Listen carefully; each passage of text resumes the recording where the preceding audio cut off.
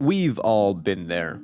You're running from one camp to the next looking for a site of grace to refill your flask when Morgot the Fell Omen invades you and ruins your run.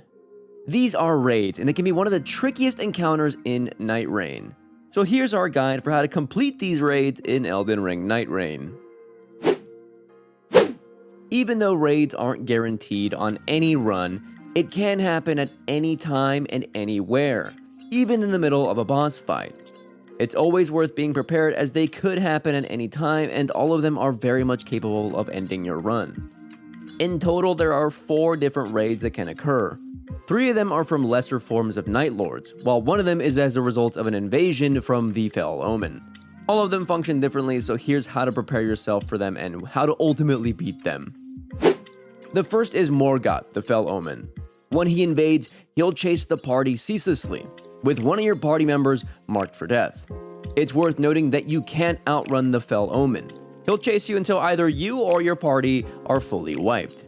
When fighting the Fell Omen, he'll typically lock on to one character, which is signified by a red circle appearing on your ally.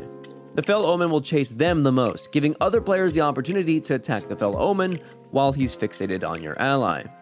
Note that he can change his targeting though, so be prepared in case he targets you next.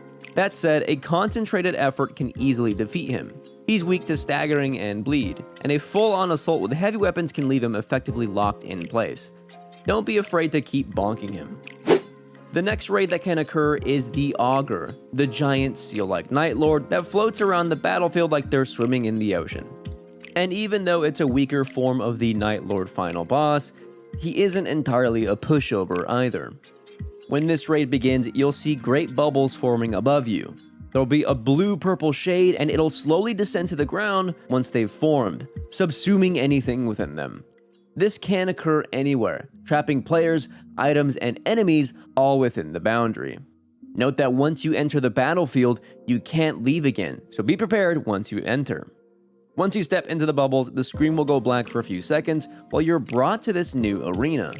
Augur here will mainly do their spinning dash attack and wave splashes, so they shouldn't be too hard to dodge. They also tend to remain closer to the ground than in their Night Lord battle. That said, it would still be massively beneficial to bring along a ranged weapon and spells and anything with the lightning affinity. The third raid is the Sentient Pest. This is one of the harder raids, not because of the sheer difficulty of the boss you must fight, but because finding them can be really tricky. When this raid begins, a message will appear saying a swarm of locusts has descended upon the land and the whole sky goes dark. These locusts will steal your levels, coalescing on the ground to create large explosions. Being caught in these explosions will reduce your level by 1 and take the associated runes for that level too. Unlike regular death where you can only lose 1 level at a time, these locusts can steal as many as they want provided you are caught in their explosion. To defeat the locusts, you have to find their master, though unlike other raids and events, they aren't marked on the map. Finding them is a bit unconventional. To do so, you have to follow the locusts back to the boss.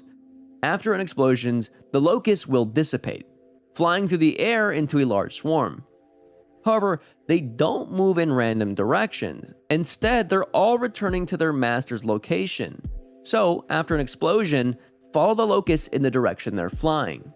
Once you reach their master, you'll see the outline of sentient pest will become fully visible once you approach. Thankfully, it's just the moth section of the Night Lord and not the scorpion.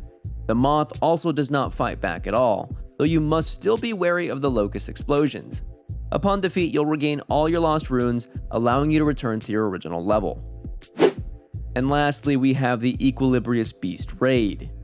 Unlike the other 3 that require you to defeat a boss to succeed, Equilibrious Beast is all about deals. Give up one thing, gain something else in return. When they appear in the world, they will curse the entire party, reducing their max HP by approximately 40%. This will retain until you break the curse. You can break the curse in one of 2 ways, with Equilibrious Beasts marked on the map by a red circle. The first, and the one you should avoid if at all possible, is to defeat them. Attacking the Equilibrious Beast will cause Libra to appear, though they don't appear to be much weaker than their Night Lord variant. Defeating them will break the curse, but it's very hard to beat them with a lowered HP. The second and preferable option is to make a deal. Libra will ask for runes to break the curse. This number can fluctuate wildly from as low as 15,000 runes all the way up to 35,000. So as soon as you are cursed, do not spend any of your runes, and make sure you have enough by the time you reach Libra to break it. Once you pay to break the curse, your HP will be restored. However, you may talk to Libra again for a new deal, with the original deal being somewhat one-sided. Libra will offer these new ones free of charge. Defeating any of the bosses from these raids will reward you with a unique item that'll help you with the final boss. Anything from a massive number of runes, FP restoration from drinking from your flask, or even significant buffs that can change the tide of battle during the Night Lord encounter. It's all part of the fun and challenge and randomness found within a Nightreign run. Good luck out there, Nightfarers.